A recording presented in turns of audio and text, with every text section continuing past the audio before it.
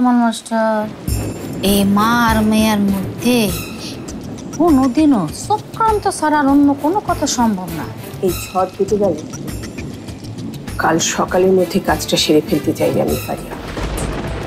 ফরহাদের যে টাকার জন্য বিথি ওকে বিয়ে করেছে, সেই টাকাটাই আর থাকবে না ফরহাদের।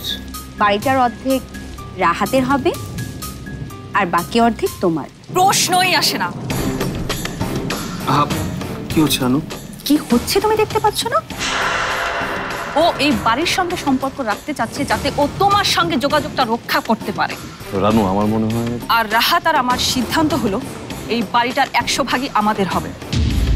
আর দরকার হলে বিথিরা এখানে না, এই বাড়িতে আমি আর রাহাত ছাড়া আর কেউ থাকবে না। না না কাইসার ভাই, আমি হলে তো এটা জীবনও করতে পারতাম না।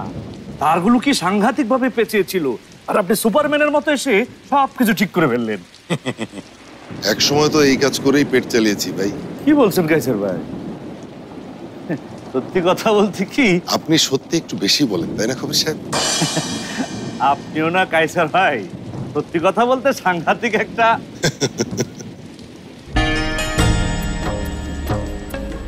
খবির সাহেব, হ্যাঁ, এই বাইরে থেকে আবার কে আসলো?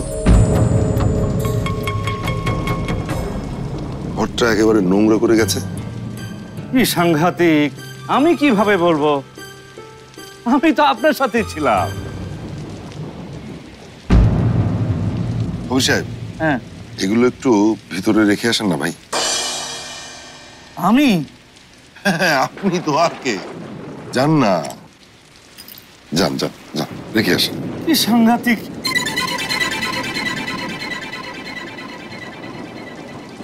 এই ঝড়ের রাতে কেউ এসেছে নাকি বাসায়?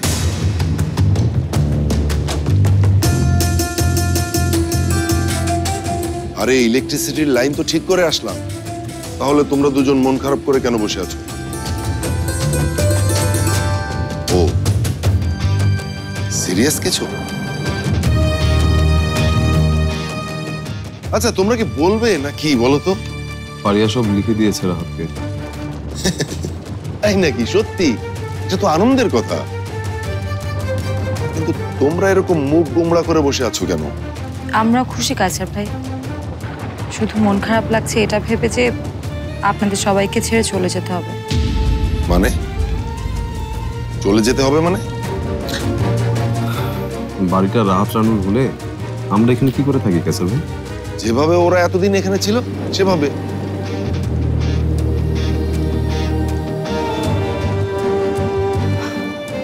অনেক রাত হয়ে গেছে, আমি খাবার দিচ্ছি টেবিলে, তোমরা ফ্রেশ হয়ে খেতে এসো।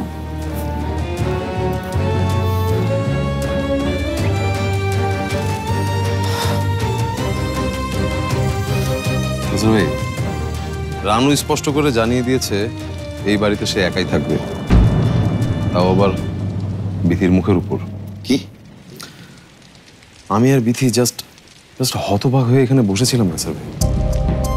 আমরা না কখনোই ভাবিনি যে রানুর মুখ থেকে এরকম একটা কথা শুনতে হবে আমাদের।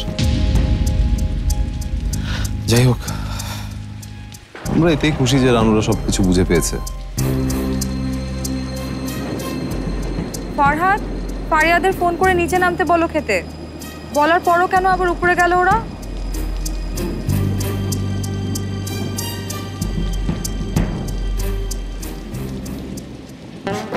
দারুণ দারুণ খেলেছো তুমি বাসার। এমন একটা বুদ্ধিমান লোকই তো আমি আমার জীবনে চাই। My pleasure.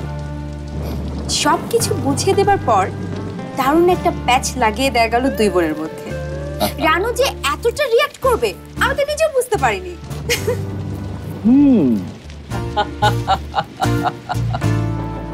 আজ রাতে খেলার দানটা আরো পাল্টাবে। বিধি এখনো ভাবছে ওর কাছে সব আছে, কিন্তু কাল যখন আন্টি সব বুঝিয়ে দেবেন। আন্টি কেন বলছো? মা বলো।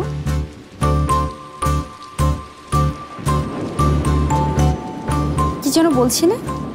কাল মা তোমাকে সবকিছু বুঝিয়ে দেওয়ার পর বিথির আর কিছুই থাকছে না।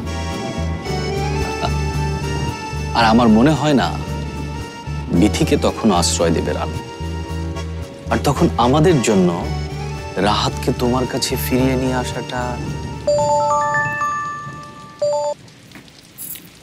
হ্যালো ভাইয়া, আসছি ভাইয়া। রাত পুরোটা বাকি আছে তোমার কথা শোনার জন্য। এখন চলো আমরা খেয়ে আসি। ওকে,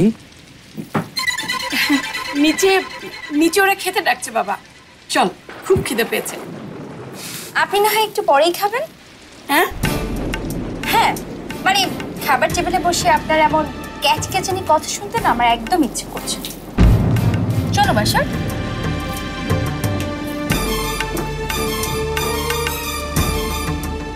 একবার একবার তুই গিয়ে নে আমার বাসায়, তারপর তারপর তুই হারে হারে বুঝবি বিয়ের মজা কাকে বলে।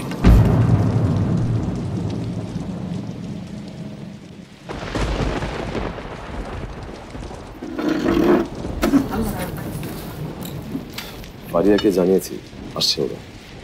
মা, রানু আপাকে ডেকেছো?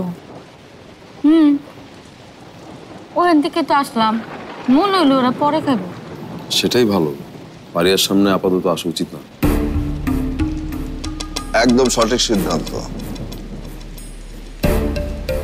ওরা পরেই খাক।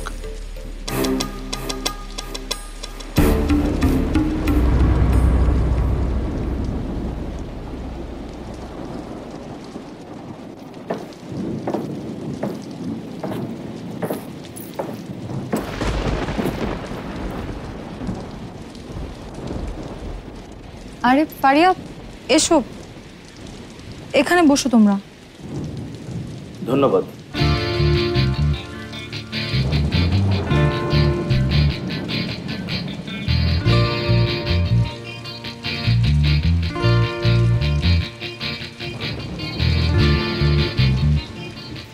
তোমার মা আসলো না যে জামাই বাবাজি? ওনার গ্যাস্ট্রিকের সমস্যা হচ্ছে খুব, তাই না বাসায়? সম্ভবত।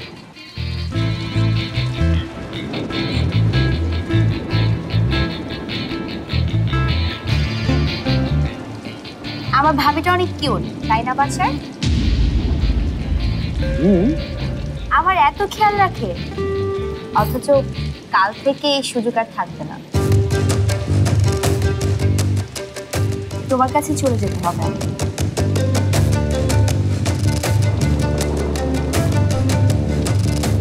আঙ্কেল শুনেছেন নাকি আজ রানু আর ভাবির মধ্যে কি হয়েছে? এখানে এসে বসতে না বসতে তুই শুরু করে দিলি পারিয়া? ও আচ্ছা আচ্ছা, এসব নিয়ে তো আবার বলা যাবে না। সরি আঙ্কেল, আমি বুঝতে পারিনি। কিছু হয়নি, আপনি খান তো।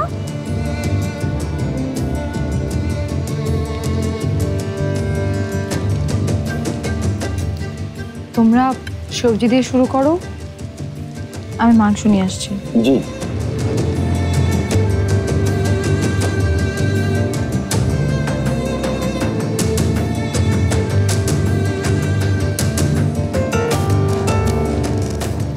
কি হয়েছে? তোমার একটা কিছু শুনতে হবে না, খাও চুপচাপ।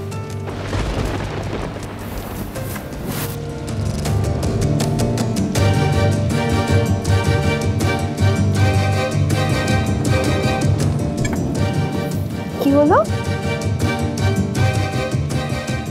স্যার, একটা কথা সবসময় আপনি ক্লাসে বলতেন, মনে আছে আপনার?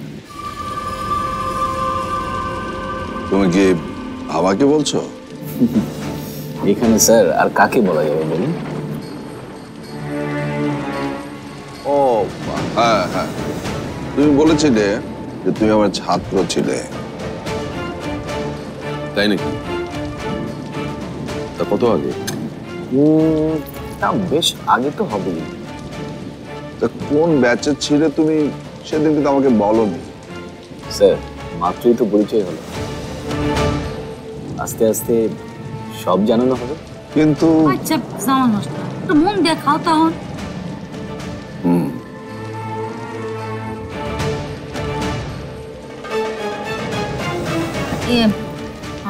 আমি একটু দেখি, পিথি রান্না করে কি করতেছে? খবর নিয়ে তো ভাইয়া, এই বৃষ্টির মধ্যে ঢাকা থেকে কোনো ফ্লাইট লন্ডনে যাবে কিনা কাল? যদি আগামীকাল ফ্লাইটের টিকিট না পাওয়া যায়, আমি আমাকে প্রাইভেট জেট করে লন্ডন পাঠিয়ে দেবো। ও বাবা, কি জানি বৃষ্টির মনে কি ইচ্ছা।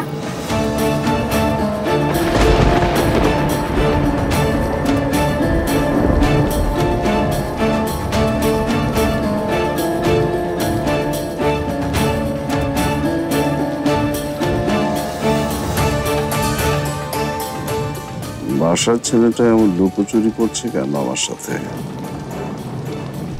আমি কি ওকে কোনোভাবে চিনি?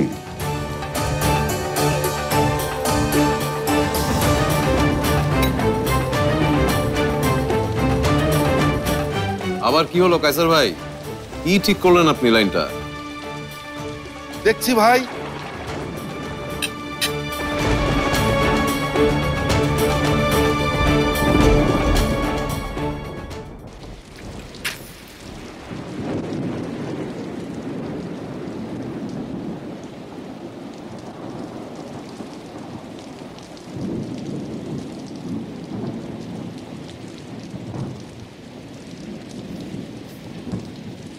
দিদি, খেলো মা? মা, খাবারগুলো রেডি আছে, তুমি একটু কষ্ট করে নিয়ে যেতে পারবে? তুই কাঁদতেছিস কেন? কিছু না মা, কেন যেন মনটা কেমন করে উঠল।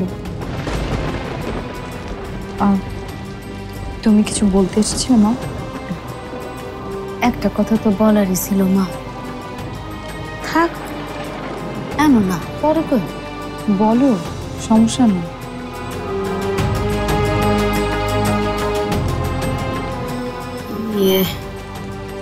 রাহাত তো সব বুঝতে পারছে নাকি?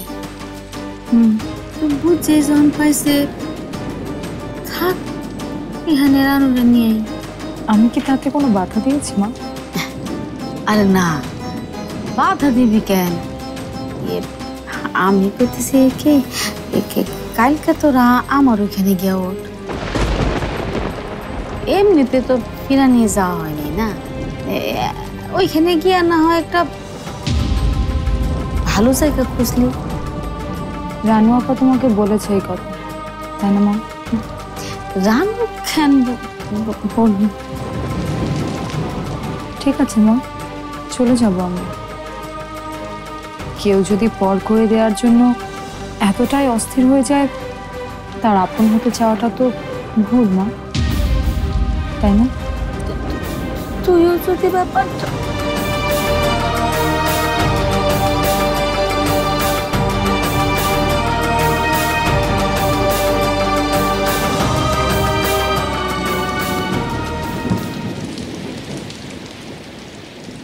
এই অনিমা, কবির জিনিসগুলো কোথায় রেখেছে বলতে পারো? কারেন্টের যা অবস্থা।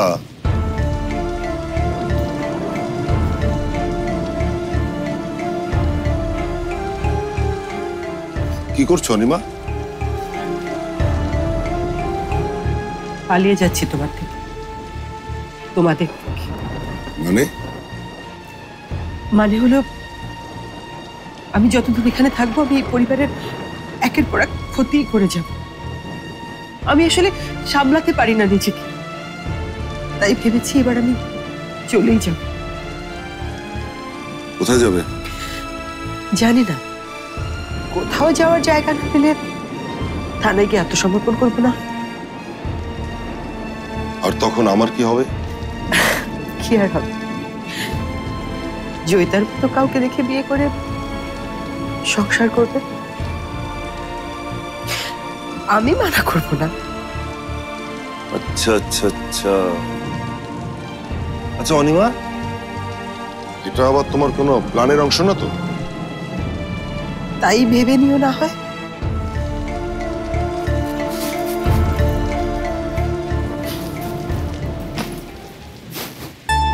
কি হলো? তুমি যে নিজের মুখে ভালো হয়ে যাবার কথা বলছো, এটাই তো আমার জন্য অনেক বড় পাওয়া। আমি আর কিচ্ছু চাই না। অনিমা, তোমার জন্য আমার মনে এখনো অনেক ভালোবাসা আছে। কে জানে হয়তো সারা জীবনই থাকবে।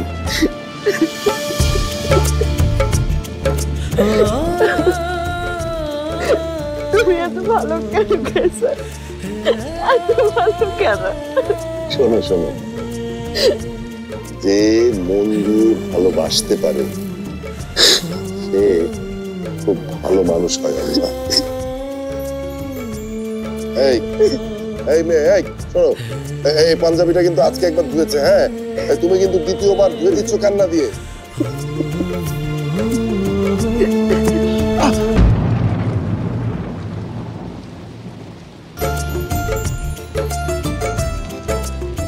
মামি! কে কে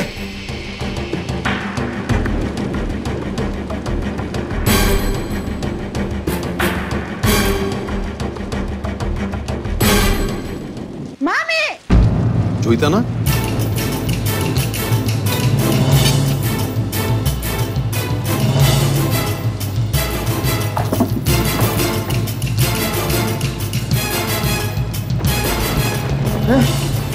কি সাংঘাতিক! আম্মা, আপনি কি চিৎকারটা শুনতে পেয়েছেন?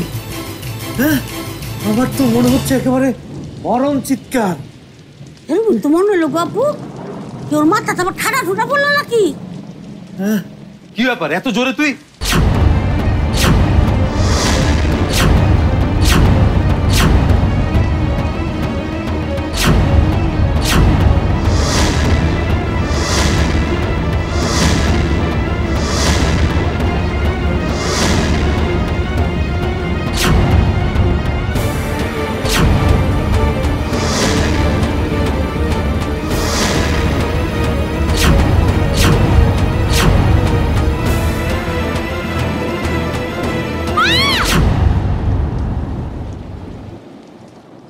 ডাক্তার বলল যে আন্টির নাকি ফুড পয়জনিং হয়েছিল এবং সেটা খুবই ভয়াবহ ছিল। পয়জনিং? আসলে ফুড পয়জনিং আর পয়জনিং এই দুটো জিনিস তো এক না। মনে হচ্ছে ম্যাডামের মৃত্যুটা স্বাভাবিকই, কিন্তু ডাক্তার যেহেতু বলেছে সেহেতু একটা পোস্টমর্টেম করতেই হচ্ছে। ঠিক বুঝতে পারলাম না, স্বাভাবিক মৃত্যু হলে?